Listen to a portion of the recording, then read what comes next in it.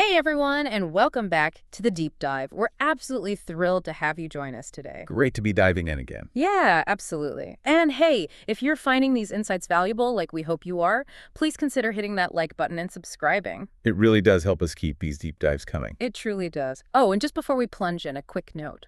This deep dive is proudly brought to you by our YouTube channel, English in 5 Minutes with AI. Check them out. Okay, so today we're embarking on a pretty fascinating deep dive. It's about something so many of us dream of doing, maybe we even started. Language learning. Exactly, mastering a new language. But it often feels, well, intimidating or frustrating. Definitely. There's so much noise out there about it. Right. And we're not just talking about learning a few phrases for a trip. We mean genuinely acquiring any language, mostly on your own terms. And effectively, efficiently, Yeah. but also realistically. That's the key part. So yes, that dose of reality. You know those promises you see everywhere, the too good to be true ones? Oh, yeah. Fluent in a week. We're going to cut through that noise today. We've got insights that really challenge the common assumptions. And offer some really practical strategies, things people often overlook, actually. Yeah, exactly. This isn't about, like, drilling flashcards for years or sitting in some super rigid classroom. No, it's more about smart effort, consistent immersion, and finding an approach that's, well, enjoyable, sustainable. Totally. So stick with us until the very end because we're going to show you how you can fundamentally redefine your language learning journey. And actually achieve that deep, lasting fluency. It's pretty exciting stuff. It really is. You know, it's remarkable how often the path to mastering a language seems, well, clouded by myths, misleading shortcuts. Totally. But what really stands out in the stuff we've looked at today is this framework. It aims to demystify what often feels like this impossible task. Okay. How so? Well, it starts by redefining what fluency really means. Yeah. Not the perfect, idealized version. Something achievable. Exactly. Yeah. And then it offers a clear, stage-by-stage path, different learning phases, always focusing on strategies that genuinely get results. Practical stuff. Yeah. And it really brings up a crucial question, doesn't it? In a world just saturated with these bold claims. Learn Spanish in 3 months. Right. Or become fluent overnight. No. What does real sustainable progress actually look like? And, more importantly, how do we get there? Without burning out. Or feeling crushed by those unrealistic expectations. That's what we need to know. And that's precisely what we're here to unpack for you today. Okay, so let's dive deeper into this then. Maybe the biggest barrier for a lot of people trying to learn a language. It isn't really about ability, right? Or even lack of time. Often not. It's simply misinformation. You've seen those flashy titles everywhere, haven't you? Oh, constantly. They're designed to grab you. Fluent in 2 weeks. Learn French while you sleep. Or my personal favorite, master Japanese over the weekend. Right. They promise magic. These secret shortcuts. Yeah, implying that either you have some, like, innate talent for languages or you just don't. Which is such a damaging myth. It really is, because the reality is those claims, they're mostly just clickbait. They're not substantiated. And understanding why that matters is step one. Absolutely. Because in language learning, false expectations are, well, they're deadly, aren't they? Utterly debilitating. Yeah. They don't just lead to disappointment. No, they actually erode your motivation. They build this sense of failure before you've even really started. You start with this impossible goal. You inevitably fall short. And then you think, oh, it's me. I'm just not good at languages. Exactly. When the expectation itself was the problem all along. So we want to be totally honest here. Genuine progress, the kind that really sticks, the kind that lets you have real, spontaneous conversations. It takes effort. Consistent, smart effort. Yeah, it's less about some sudden burst of genius. And much more about sustained strategic dedication. It's a process. Right. A marathon, not a sprint. Precisely. And when we zoom out, connect this to how we learn skills generally, recognizing those realistic timelines, it becomes absolutely vital for keeping your motivation up. Over the long haul. Yeah, like you said, it's a marathon, not a sprint. Yeah. And really internalizing that, it changes the whole experience. How so? It makes the journey enjoyable, instead of just frustrating. So let's nail down a clear, actionable definition of fluency for today. Okay, what are we working with? It's not about perfect grammar from day one. It's not about having a perfect native accent either. Good, because that's intimidating. Right. Our definition is straightforward, but I think really powerful. being able to understand other people and express yourself comfortably in virtually any context. Okay, unpack that a bit. Comfortably in virtually any context. It means you can handle a real conversation. You get the nuances, the humor, maybe. Get your point across without constantly, like, searching for words. Exactly. Even in unexpected situations, without translating word for word in your head, it feels more natural. Okay, I like that definition. It feels reachable. Yeah. So what about those timelines then? The realistic ones? Right. So at a bare minimum, you're probably looking at 6 months, at least 6 months of consistent daily study. Okay. 6 months to start feeling comfortable speaking. Yeah, genuinely comfortable. But, and this is important, that 6-month mark, that's mostly for languages that are relatively close to one you already know. What does relatively close mean here? Think languages in the same family tree, or ones with a lot of shared vocabulary, similar grammar, like, say, English to Spanish. Or French to Italian, maybe? Exactly. They share roots, maybe Latin or Germanic influences, sometimes it's the same alphabet. It makes that initial climb a bit gentler. Gotcha. But what if you're tackling something really different? Ah, yeah. If you're going for a more distant language, maybe English to Japanese, or Arabic, or a tonal language like Mandarin, Okay. then you absolutely need to be prepared for at least 2 years. 2 years of consistent daily study, minimum. New Year's. Wow. Yeah, before you can realistically expect to feel truly natural expressing yourself in all sorts of different situations, before it starts to flow, rather than feeling like effortful retrieval every time. 2 years or even 6 months of daily work. I mean, that sounds like a big commitment up front. It is a commitment, definitely. Yeah. But it's crucial to understand why those timelines aren't just pulled out of thin air. Okay. Why is that? It's really rooted in how our brains learn, how we internalize complex stuff. Right. It's not just memorizing lists. Not at all. When you learn a new language, you are literally building new connections, forging new neural pathways in your brain. Like creating new roads. Exactly like that. Mm-hmm. Imagine your brain is this dense forest, right? Every new word, every sound, every grammar pattern.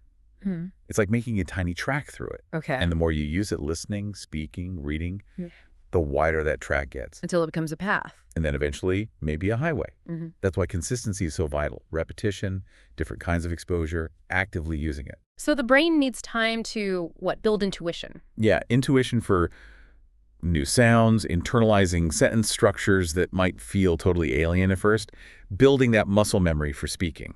It's a deep process then, integrating a whole new system. It really is. Think about a skilled musician learning to improvise. Okay. They don't just memorize scales. They internalize theory, they listen, they mimic, they practice until it's second nature. And then they can just play intuitively. Exactly. Their brain connects the ideas to the physical action. Language is the same. It needs time for those connections to get strong. So you can actually think in the language, not just translate. Precisely. Let it become part of your, cognitive operating system. And trying to rush It that. just leads to burnout, frustration. You're fighting your brain's natural rhythm. So accepting the timeline actually helps you relax into it. Enjoy the process. Absolutely. Trust that the consistent, smart effort will get you there. Eventually. Okay, that makes a lot of sense. So what about someone just starting out? Like zero knowledge, beginner stage? Right. For that absolute beginner stage, the goal is actually wonderfully straightforward. Liberating, even. What is it? Just get a solid handle on the basics. Understanding and being able to make simple sentences. Simple sentences, that's it. Not complex essays. Nope. Just clear, understandable, simple sentences. And here's a really cool part. The part that makes this method feel different. Yeah. What counts as a simple sentence? That's entirely up to you. Oh, interesting. So it's not a fixed list I have to learn. Not at all. It's open-ended, personal. Because language is personal, right? True. We all talk differently, care about different things. Exactly. Only you know what you really need to say to feel comfortable to communicate in your world. So if I keep hearing a phrase I don't get, I should just look that up. Yes. That's your cue. Find the answer for that specific thing. The internet is amazing for this. Free tutorials, grammar sites, vocabulary lists. It's all out there, tailored to what you're curious about. Okay, so be driven by my own needs. Precisely. It keeps it relevant and motivating. Got it. So how does this contrast with, say, using those popular apps everyone talks about? Ah, yeah. That's a fascinating point. This beginner approach really challenges that, especially the gamified apps. Why is that? Well, it highlights a common trap. Confusing busy work with actual deep learning. Hmm. Like getting points but not really progressing. Exactly. Yeah. The focus needs to be on practical use, real understanding, not just collecting badges. So what should a beginner use then, if not those apps? Your first priority is finding some kind of structured guide, something that gives you a solid foundation. Okay. Like what? Could be a traditional textbook, ideally one with audio so you hear the real sounds. Right. Audio is key. Yeah, definitely. Mm. Or maybe a really well-organized educational website, one that introduces grammar and vocabulary logically. Or maybe a YouTube series. Yeah, a good YouTube series designed for learners can be great, especially if it mixes explanation with natural use. The key thing is structure, a clear progression. So you understand how the pieces fit together. Exactly. Now, here's a really crucial tip, maybe a bit controversial. Ooh, okay. Lay it on us. Actively avoid apps like Duolingo, especially early on. Really? Avoid them. But they're so popular. They are popular, yes, and they look appealing with the games and points, Yeah. but they often fall into that trap of rewarding superficial learning. They tend to be too easy, too slow for real, rapid progress towards fluency. How so? They often focus on recognizing words, not actively recalling or producing them spontaneously, which is what conversation demands. Like jogging in place instead of running a race? Perfect analogy. Mm-hmm.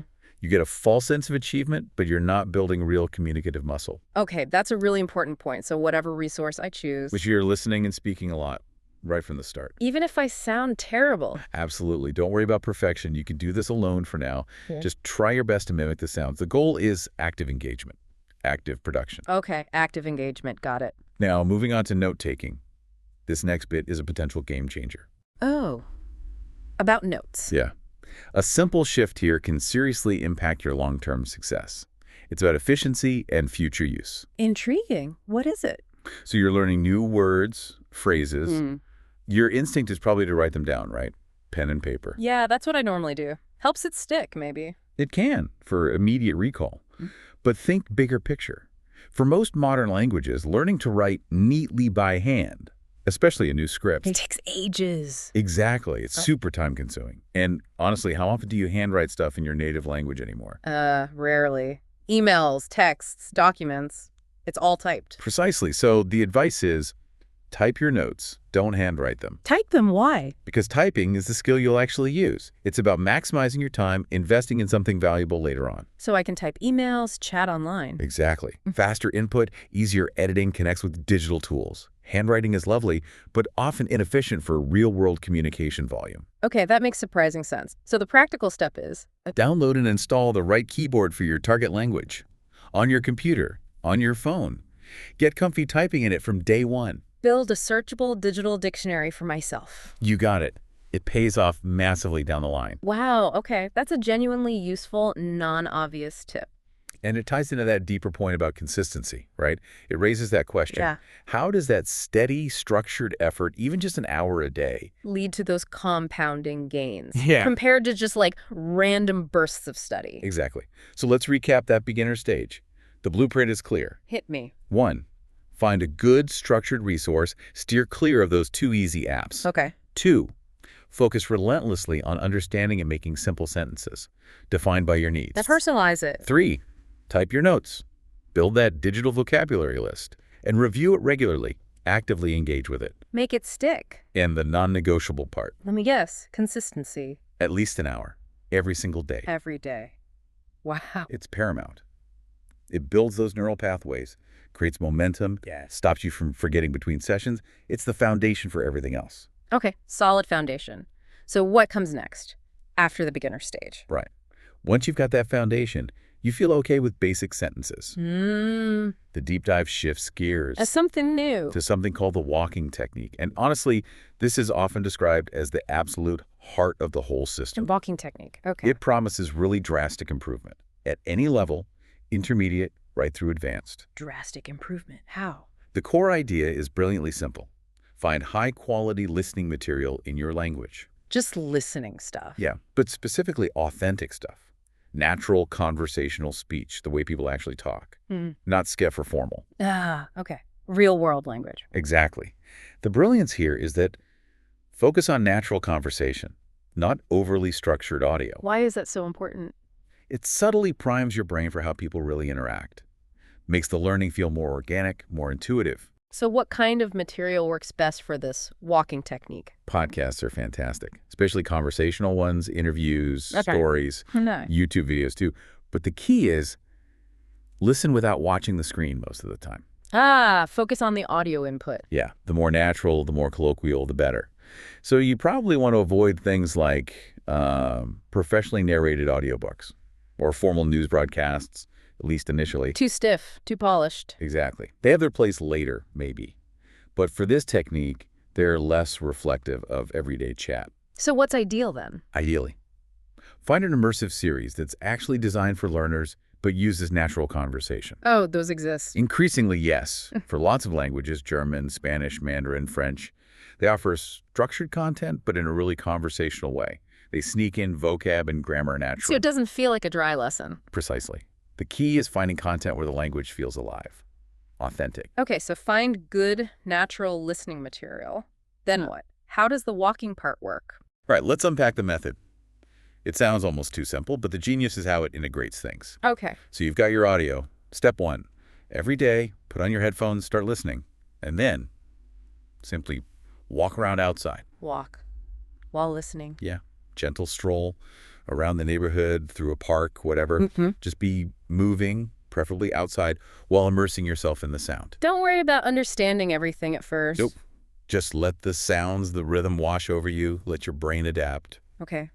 Step 1, walk and listen. What's step 2? Step 2, while you're walking and listening, quietly repeat any short phrases, words, even just sounds that you do understand. Repeat them out loud or quietly. Quietly is fine. To Yeah. yourself, don't stop the audio. Just mimic what you hear. Try to match the pronunciation, the intonation. Build that muscle memory. Exactly. Now, look, at first, you might only catch like 10%, maybe even 5%. Yeah, I could see that being discouraging. But it's absolutely fine. Seriously, don't get hung up on low comprehension initially. It will grow Yeah. exponentially. So the key is just sticking with it daily. Stick with it every day. And stay relaxed, no judgment. Just walk, listen, repeat what you can. Low pressure, consistent exposure. Relaxed. That's what's important. It's incredibly important.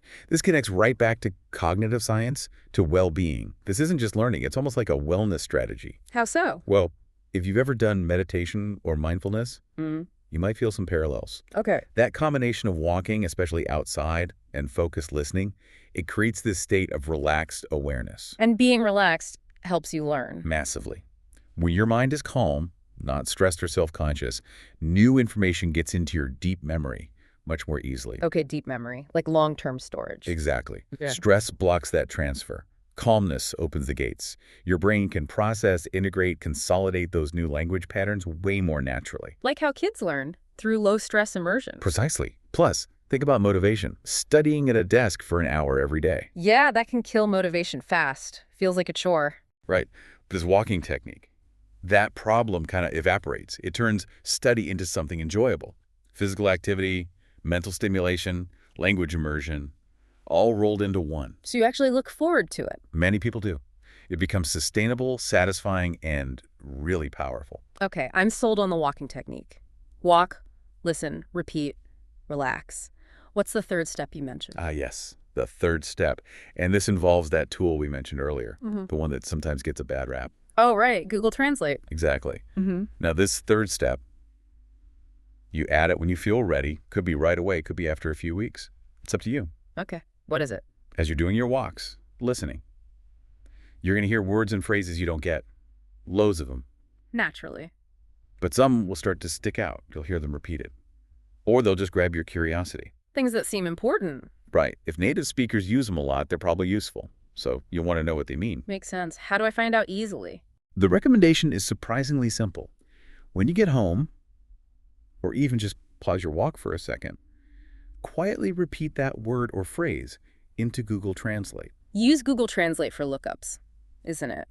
Inaccurate sometimes. That's the fascinating part. This recommendation really shows how things change, how tools evolve. How's... 5 years ago, maybe even 3. Yeah, recommending Google Translate like this would have been laughed at by serious language learners. Right. It had a reputation for being clunky, literal. Totally. Awkward translations, missing context, I would have agreed back then. Something's changed. Dramatically. Google Translate is getting so much smarter so fast. The AI behind it, neural machine translation, it's revolutionary. Neural machine translation. Yeah, NMT. It doesn't just swap words anymore. It learns from huge amounts of data. It understands context, nuance, idioms, much more like a human would. Wow, so it's actually good now. I'd say it's pretty effective, yeah. Especially for looking up common vocabulary, short conversational phrases. Not for translating a novel, maybe. Probably not perfectly, no. But for grabbing the meaning of a word you just heard. It's remarkably useful, surprisingly accurate. Okay, that's a shift in perspective. Plus, there's a bonus. It keeps a history of your searches. Oh, right, so I can review them later. Exactly. Scroll back, see what you looked up, and then, if you want, double-check them later with a native speaker, just to be sure. So it's a quick, practical tool for that moment of need. Precisely. Yeah. It helps understanding without killing your learning flow. And the tech is just getting better and better. Okay, interesting. So walking technique. Walk, listen, repeat. Use Google Translate for tricky bits. That gets you pretty far with comprehension and internalizing. It builds an incredible foundation, yeah. Almost subconsciously. But to get to that truly fluent advanced level, what's needed then? Well, the deep dive is very clear on this. Uncompromising, even. What is it? You absolutely 100% need to talk with people in your target language. Talk to people. Right, makes sense. There's just no substitute. Real-time, spontaneous conversation. That's what solidifies fluency. Why is conversation so critical, more than just listening and repeating? Because it forces active recall under pressure. You have to retrieve words, build sentences on the fly, react spontaneously. It simulates the real deal. It's like the final exam for your language muscles. Exactly. Listening and repeating prepares the ground, but conversation makes it real, makes it usable. Okay. So if conversation is key, how do you find people to talk to efficiently? Good question. There are several great options. One really effective way is using a site like italki.com. italki? What's that? It's a platform where you can basically pay a native speaker for an hour of their time, usually over Skype or something similar. Pay for conversation practice. Is it worth it? In my opinion, money very well spent. You get focused, one-on-one attention from someone whose job is to help you practice. They can correct you, guide the conversation. Exactly. Tailor it to your level, push you gently, give instant feedback. It's incredibly valuable. Okay. What if paying isn't an option? Are there free ways? Absolutely. There are apps like HelloTalk, that's for unpaid language exchange. How does that work? You find someone learning your language, and they're a native speaker of the language you're learning. You help each other, teach and learn. A language exchange partner. Right. Mutually beneficial. And of course, there's in-person practice. Like finding a friend or family member. Or a local tutor. Yeah. If you have that opportunity, you'll probably progress even faster. Yeah. That in-person element adds another layer, body language, shared context. So lots of ways to find partners. Paid, free, online, offline. The main thing is finding consistent direct interaction where you are actively producing the language, speaking it. Right. Active production. So once you find a partner you like, you mentioned a crucial rule. Yes. One very important, often challenging rule. What is it? You must avoid using English as much as possible. Unless English is the language you're learning, obviously. Yes. Obvious caveat there. But for everything else, stick to the target language. That sounds simple, but you said it's hard. It can be incredibly hard. It can feel really uncomfortable, even mentally exhausting, trying to stay in an unfamiliar language for, say, an hour. Your brain just wants the easy way out. Switch back to English. Constantly. Every time you stumble, pause, get confused, the temptation is huge. Just for a second of relief. But you have to resist. You have to. Because pushing through that discomfort, forcing your mind to stay in the target language, that's what forces it to adapt and improve like crazy. Like working out at the gym. You need that strain to get stronger. Perfect analogy again. If you only lift easy weights, no games. Same with language. That discomfort, it's not failure, it's the feeling of growth. Your brain is literally rewiring. Okay. Embrace the discomfort. That's tough, but makes sense. And it connects to that bigger picture again, doesn't it? This isn't just about language, it's about resilience, a growth mindset. Yeah, learning to be okay with struggling a bit. Exactly. Embracing discomfort, seeing mistakes not as failures, but as data points. That's powerful for any kind of mastery. What about making mistakes then? Is it okay to mess up a lot? Okay, it's essential. Mistakes are your best teachers, honestly. Really? How so? Think about it. Every time you make an error and someone corrects you, your partner, a tutor, even just you realizing it yourself, Yeah. that correction helps solidify the right way in your mind, builds a stronger, more accurate pathway, makes you less likely to repeat that specific mistake. So don't be afraid to mess up. Actively seek correction, almost. Yes, don't hold back because you're scared of sounding silly. That fear just slows you down. Put yourself out there. Okay. And you also mentioned avoiding getting stuck in ruts. Very important. Avoid repetitive patterns. If you find yourself always using the same safe phrases, talking about the same easy Get topics. push yourself. Yes. Challenge yourself. Try to express new ideas, use new vocabulary, tackle more complex thoughts. And this is where the T-Rex comes in. Haha, yes. The T-Rex mindset. Think of yourself like that T-Rex in Jurassic Park. Okay. How does that apply? It was always testing limits, right? Pushing boundaries, exploring, looking for breakthroughs. Relentless. Right. Didn't stay in the enclosure. Exactly. Yeah. Apply that same relentless curiosity to your language learning, that hunger for new territory. Don't just settle for comfortable. Push beyond it. Test your limits. Keep exploring what you can express. That's how you ensure continuous growth. Avoid those frustrating plateaus and reach that really deep, satisfying fluency. Wow. The T-Rex mindset for language learning. I like it. It's about being adventurous with it. Okay, so let's pull this all together. What does this whole deep dive really mean for someone listening right now wanting to master a language? Well, fundamentally, it means language learning isn't about secret tricks or some magic talent you either have or don't. Right. It's a process. A structured, active, and actually surprisingly enjoyable process. This deep dive really has given us a roadmap, hasn't it? Turning this huge mountain into, like, manageable steps. I think so. We covered setting realistic expectations, understanding the time it takes. 6 months minimum for close languages, 2 years plus for distant ones.